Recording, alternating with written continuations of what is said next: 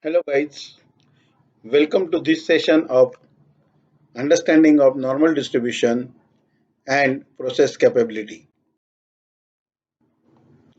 Today we will touch to topics like normal distribution, spread, central tendency, standard deviation, CP and PP, CPK and PPK, and we will also have look on some statistical tables.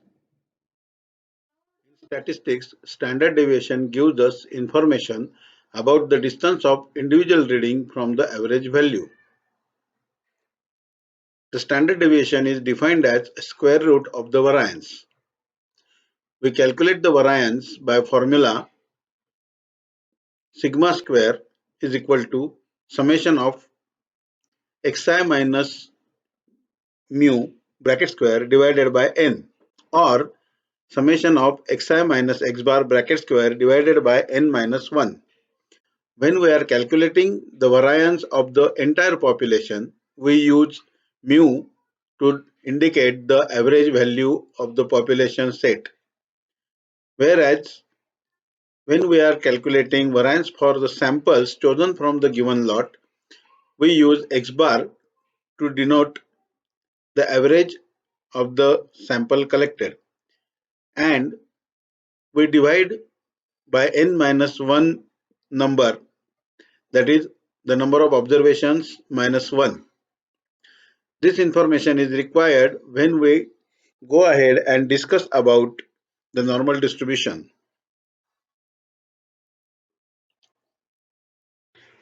Please look at this table. In column number 1, we are given numbers from 1 to 30 to facilitate recording of 30 individual observations. In column number 2, all 30 observations are recorded one by one. In the third column, we have taken the arithmetic mean of these 30 observations. In next column, the difference of arithmetic mean and the individual reading is recorded.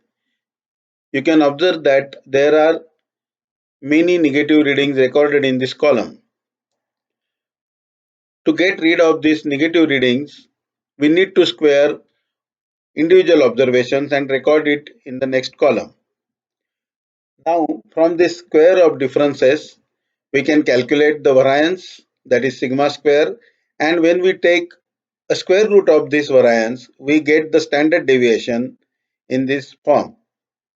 Of course, when you are using softwares like Excel, you need not to do all these calculations, and Excel can give you the standard deviation calculation directly by the formula, which we are going to see in next session.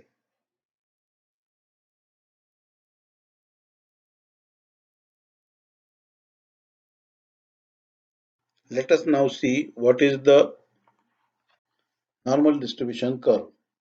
Let us draw a baseline and a vertical line at the middle. The vertical line will represent the mean value of the normal distribution curve.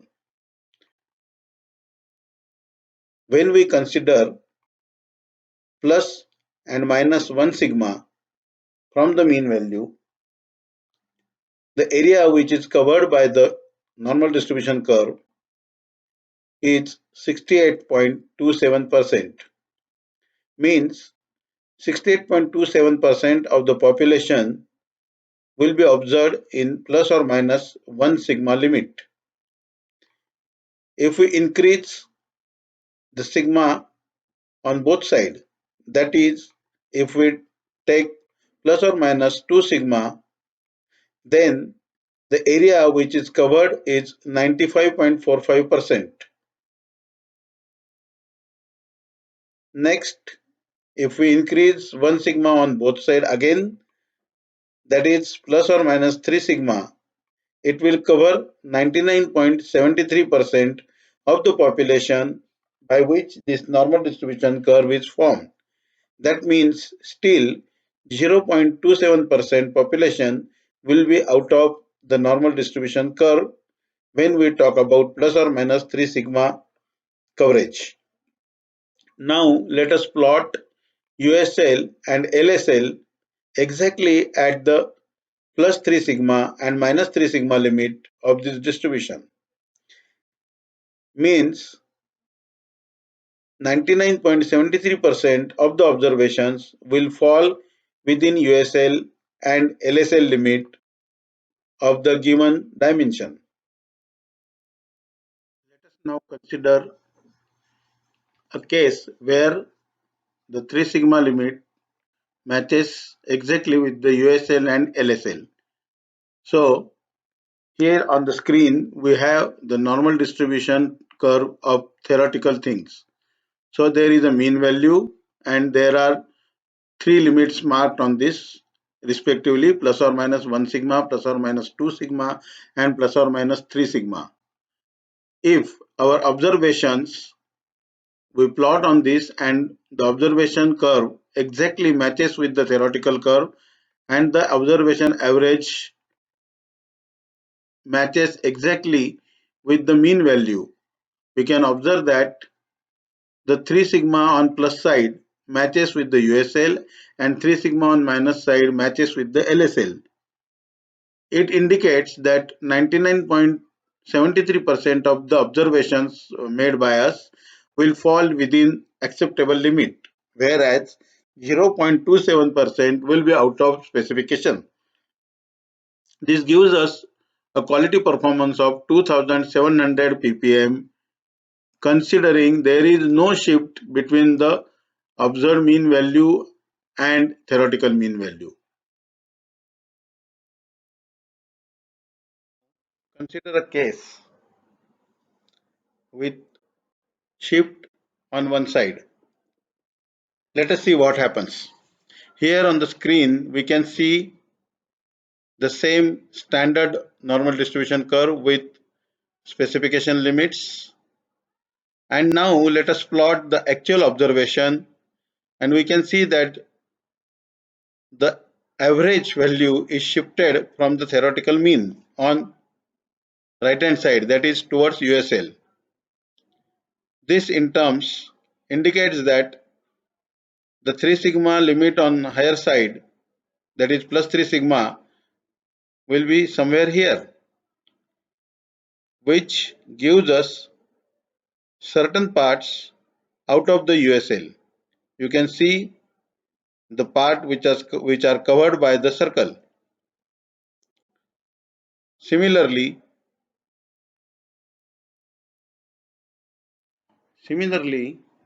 if we have some shift from this mean towards LSL side, we can observe that some portion is falling out of LSL and the 3 sigma limit is also falling out of lower specification limit due to the shift which we are observing between mean value and the actual average. To ensure that all our observations are well within the specification limit, let us see what need to be done. So this is our USL and this is our LSL. The curve which is here on the screen is a curve formed by the theoretical dimensions of mean value and USL and LSL values. Now, if we plot the curve of actual observed values, we can see if my plus 3 sigma limit is well within USL and minus 3 sigma limit is well within LSL, then all my observations are falling between the specification limit. In short, I have to control the standard deviation of this curve so that all observations will be acceptable. What happens if we have a controlled spread and a shift in average from the mean value?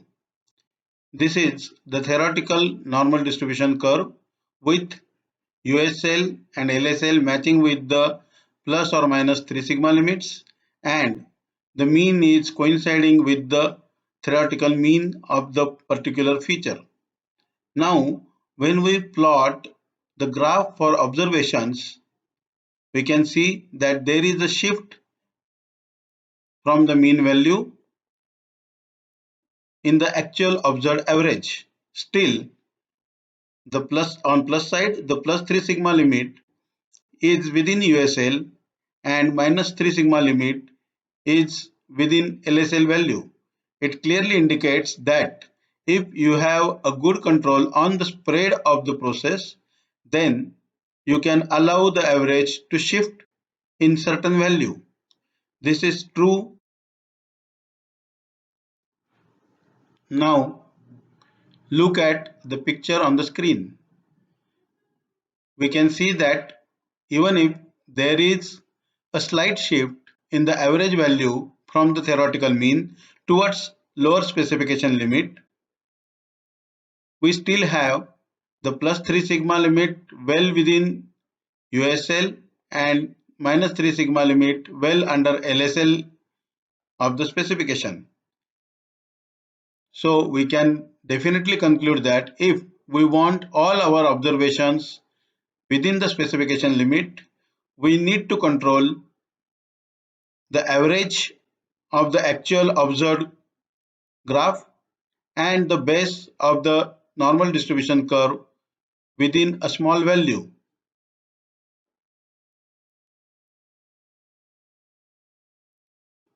If you want to control the process, you need to control two characteristics of the process. One, central tendency. Two, the dispersion. The central tendency indicates the location of the mean or average value with respect to the expected mean. Smaller the distance between the actual and expected mean, lesser is the deviation. Normally, we use three types of indicators to indicate central tendency. Mean.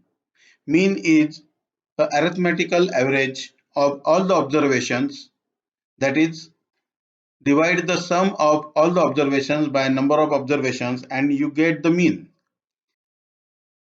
The second indicator is mode. Mode is the value which occurs most frequently in the observation set. So if you plot a frequency distribution, the highest frequency associated with the mode. The third value which we indicate is median. Median is a value which appears at the center of the observation set.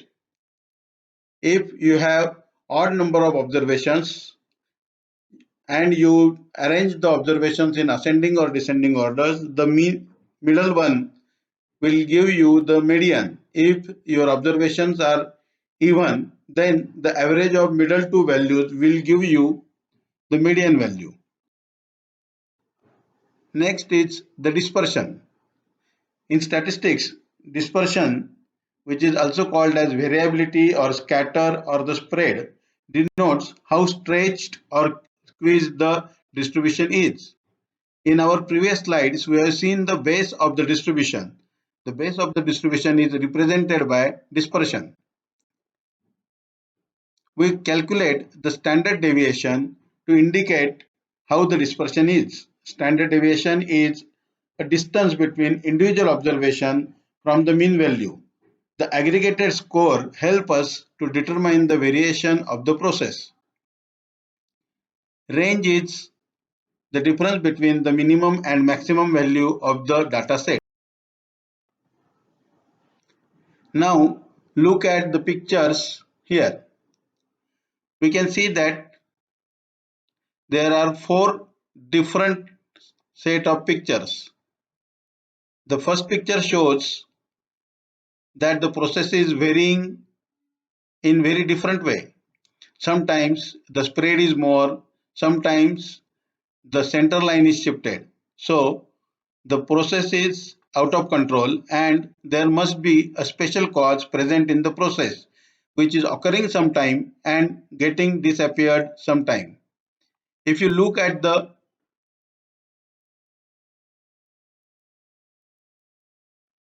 observation set number 2, here the process is quite consistent and it is repeatable over the time span. It indicates that the process is running under a random cause variation and all special causes of variations are eliminated. Now come to the situation number 3. Here the process is consistent, but now we have put the USL and LSL values in the graph, and we can observe that some of the data is falling out of the USL and LSL. This is a condition where the process is very much in control, but it is not capable, as every time when you run the process you are getting some observations out of the tolerance. So we need to work on root cause analysis and remove the causes for getting this out of tolerance observations. Look at the condition number 4. Here the process is centered, the spread of the process is controlled, and the limits of the 3 sigma on both sides falls well within the USL and LSL line every time when you run the process. So this is the condition where the process is controlled and capable of meeting the specifications. The variation from common causes have been reduced. This is the ultimate situation which we need to achieve. Let us see some terminologies. Process capability. Process capability is ability of the process to give output within desired specification repeatedly over time span. It means whenever you start the process newly, it is going to perform well and all the output will fall within the USL and LSL of the particular parameter. To indicate whether the process is really performing well or not, we calculate certain indices, PP or PPK. PP or PPK are the process performance indices we use when we are initially establishing the process or when we are comparing whether the process meets the requirements. Here we use samples generally collected on continuous basis or randomly picked up from a lot. In PP or PPK, we actually check the performance of the process at that particular instance or for the particular lot. The another indices we monitor are CP and CPK. CP or CPK gives us estimation of process whether it is going to behave in the same manner over the time or it is going to change its behavior. The estimation of process behavior is given by CP-CPK and it tells us whether the process is meeting the requirements on ongoing basis. We generally pick up samples from the process at decided interval and then calculate the process capability. Here, the sigma which we use to calculate the process capability is uh, an estimated sigma, and instead of range, R bar is also used.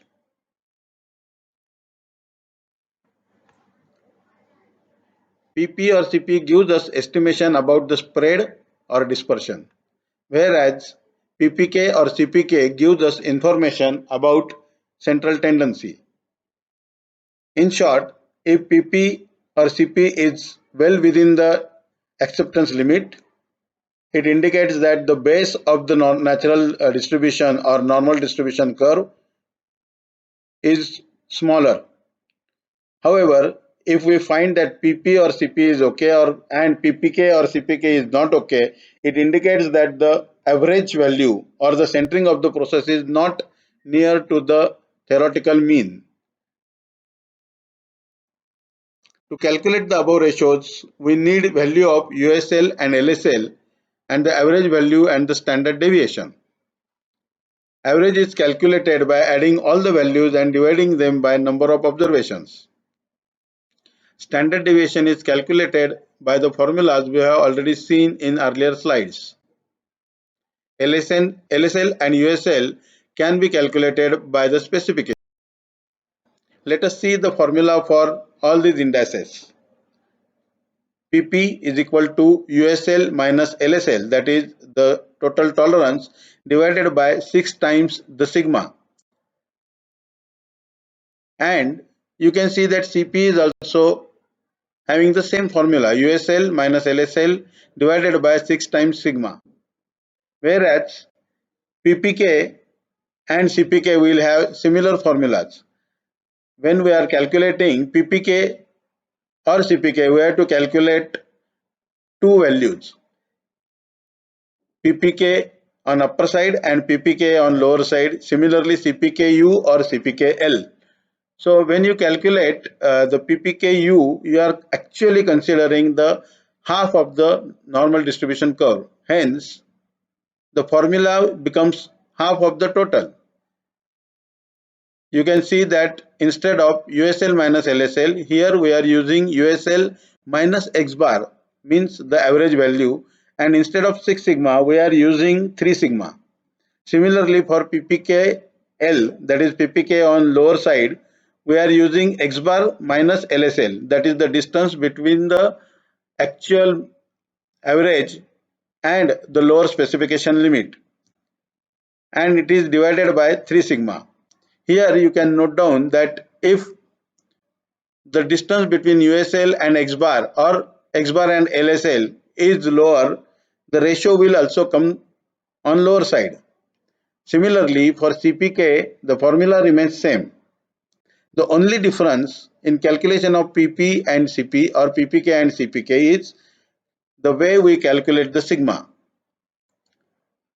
For PP and PPK, the sigma is calculated by two methods which we have seen. Those are called root mean square methods. So if it is calculated for entire population, we use sigma, and if it is calculated for the samples picked up from a lot, we use S, standard deviation samples. Whereas in calculation of CP or CPK, the sigma is estimated based on the average of the ranges over the time. So the formula here is R bar by D2. The D2 is a statistical constant taken from the table which is shown in the next slide. When we calculate the process capability for a lot by selecting samples from the total production or continuously collected samples, we should use the indices PP and PPK. While calculating the process capability based on the samples checked at decided interval, we need to calculate the standard deviation by formula R bar by D2, where R bar is the average of range observed every time when we measure the samples, and D2 is the statistical constant obtained from the standard table based on the number of subgroup size. Here is the table for standard values of D2. For subgroup of 3 numbers, the D2 value should be 1.693, whereas for subgroup size of 5, the D2 value to be taken is 2.326. Now, let us see what is the relation between the CPK value and ppm. If you are maintaining CPK at 1, as we have seen, the defectives in ppm are 2700. As you go on increasing the CPK value, that is reducing the base size of the curve and controlling the shift from the mean value, your defectives in ppm go on reducing. By moving from 1 to 1.33 in CPK value, you are moving from 2700 ppm to 63 ppm, whereas when you are moving to 1.67 CPK, you are talking about 1 ppm. This is why it is very essential to maintain your CP and CPK values to 1.67, so that whatever you produce will get accepted at your customer end and ultimately help in maintaining high quality standards and very good cost effectiveness. Thanks a lot for your attention. If you have any questions, you can send the questions by mail and it will be answered suitably. In next program, we will have a look on formats to be used for calculation of PPPPK and CPCPK. Thank you very much.